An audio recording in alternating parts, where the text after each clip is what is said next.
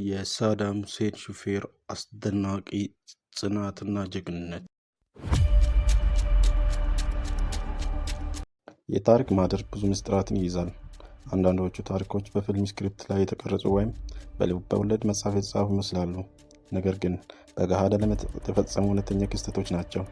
ይህ የሳዳም ሁሴን የግል ሹፌር የነበረው የሰሚር አስደናቂ የጽናትና የጀግንነት ታሪክ ነው።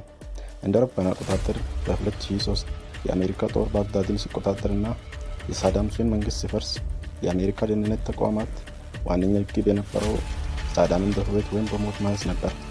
አሜሪካውያኑ የሳዳም ፈላጊዎች ፍጥነት ሲዘረጉ ከመያዙ ሳምንታት ቀደም ብሎ አንድ ወሳኝ ሰው እጃቸው ገባ።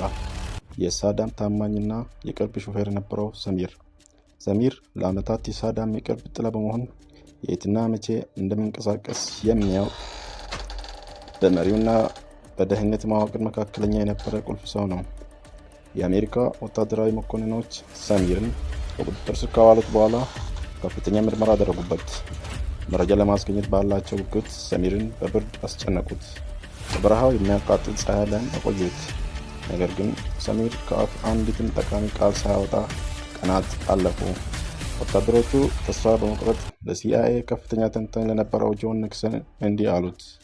በብርድም በንዳድም ፈትነነዋል፣ ነገር ግን ምንም አይነት መረጃ ሊሰጠን አልቻለም። የሳዳምን ባህልና ታሪክ ጠንቅቆ የሚያውቀው የሲአይኤ ተንታኝ ጆን ኒክሰን ምርመራውን ለብቻው ተረከበ።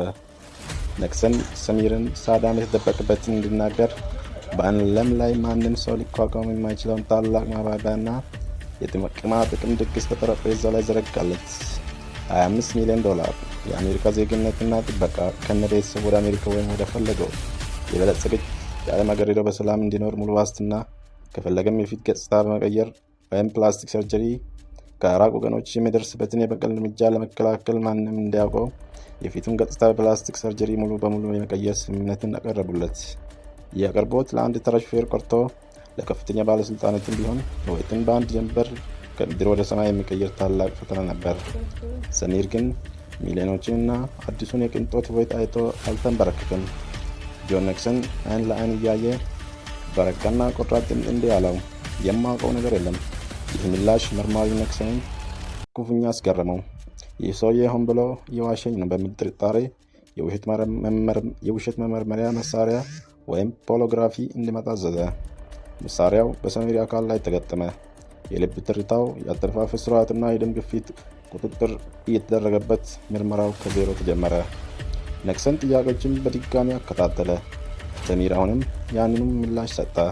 በመጨረሻ ማሽኑ አስደናቂ ውጤት አሳየ። ሰሚር አልዋሸም የሚል ማሽኑ የሰሚርን ንጽህና ሲያሳይ መርማሪዎቹ ተሸነፉ። ጆን ኒክሰን ቡድኑ በቃ ሲፈልግ እንጠራለን በማለት ሰሚርን በነፃ አሰናበቱት። ከቀናቶች በኋላ ሳዳም ሁሴን በአንድ ጉድጓድ ውስጥ ተደብቆ ተያዘ። ዜናው ይፋ ከመሆኑ በፊት ጆን ኒክሰን ለሳምንታት ሳዳምን መረመረው። በዚህ መሃል ሳዳም እዛ ቦታ የወሰደውና የት እንዳለ የሚያውቀው ብቸኛ ሰው ሰሚር እንደሆነ ተረዳ።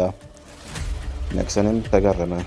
አንድ ቀን ሰሚርን ለማግኘት ጥበቃ አስከትሎ ወደ ሰሚር መኖሪያ ቤት አቀና። ሰሚር አጥሩን እያጠረ አገኘው። ለምን እንደደበቀው ጠየቀው። ሰሚር መልስ አልሰጠውም። ድንገት እንባዎቹ ድብ ማለት ጀመሩ። ወዲያውኑ ፊቱን አዙሮ ስራውን ቀጠለ። ኒክሰንም ጥሎት ወደ ካምፕ ተመለሰ። ሰሚር ይህንን ስራ አስቸጋሪና ከባድ አድርጎታል። ቢሆንም ለአለቃው ያሳየውን ፍጹም ታማኝነትና ቃል አክባሪነቱ እጅ እንዲነሳ አድርጎኛል በማለት የቀድሞው የአሜሪካ ሰላይ ጆን ኒክሰን የግል ታሪኩን በጻፈው መጽሐፍ ላይ ተናግረዋል። እንደነገርኳችሁ ሰሚር $25 ሚሊዮን ያላታለለው፣ የምዕራብ ዓለም ኑሮ ያላማለለው፣ ስርዓትና ድብደባ ያላዛለው፣ ለቃሉ የኖረ ሰው የመሆን ትርጉም የገባው ሰው ሆኖ የተገኘ ድንቅ ፍጡር ነው። እንደ ሰሚር ሆነ ስትገኝ ከ1000 ገጽ በላይ በተጻፈ መጽሐፍ ውስጥ 2 ገጽ የማትሞላው ያንተ ታሪክ የሰው ሕሊና ውስጥ ታትሞ ነው ይቀራል። ታሪክ ዘመን ድንበር ተሻግሮ ዘላለማዊ ይሆናል። በተለያዩ ፊደላት ይጻፋሉ፣ በብዙ ልሳን ይነገራሉ። እንደ ሰሚር ሰው ስትሸት ጠላት ባርኔጣውን ከፍ ያደርግልሃል። የገዛ ራሱን ታሪኩን ሲጽፍ አንተን ለመዘከር ይገደዳል።